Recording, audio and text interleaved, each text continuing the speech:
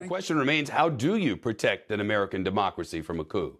The January 6th committee considering enhanced penalties, as they put it, for dereliction of duty by a president.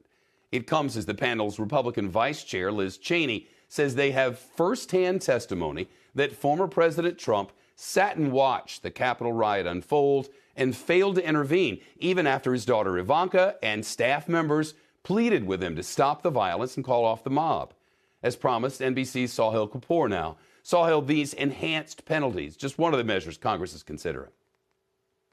That's right, Chuck. That is merely the tip of the iceberg. Congress is considering a wide variety of legislative recommendations to prevent future attempts to steal an election, most notably changes to the Electoral Count Act. It's a little-known law dating all the way back to 1887 that governs the process by which Congress counts electoral votes for the presidency. Lawmakers are considering changes that includes clarifying the vice president's role, making clear that he or she cannot simply reject electoral votes on a unilateral basis. There is also a desire to clarify the role of Congress to make clear that its job is simply to count the votes and not to adjudicate disputes, not to play investigator or fact finder.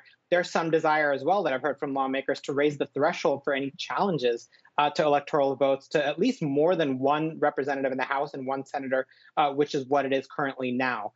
These recommendations emanated from members of the January 6th committee, such as Democrat Adam Schiff. But just today, they're gaining steam among Senate Republicans as well, with the minority leader, Mitch McConnell, telling reporters that this is a discussion worth having. Other senior Republicans I spoke to said they are open to such changes, most notably clarifying the vice president's role. Of course, the White House and Democratic leaders view this as something that must happen in addition to other voting and election security measures that they're looking at, such as the Freedom to Vote Act and the John Lewis bill. There's some anxiety that this should not, in their view, become a replacement to those larger voting and election measures.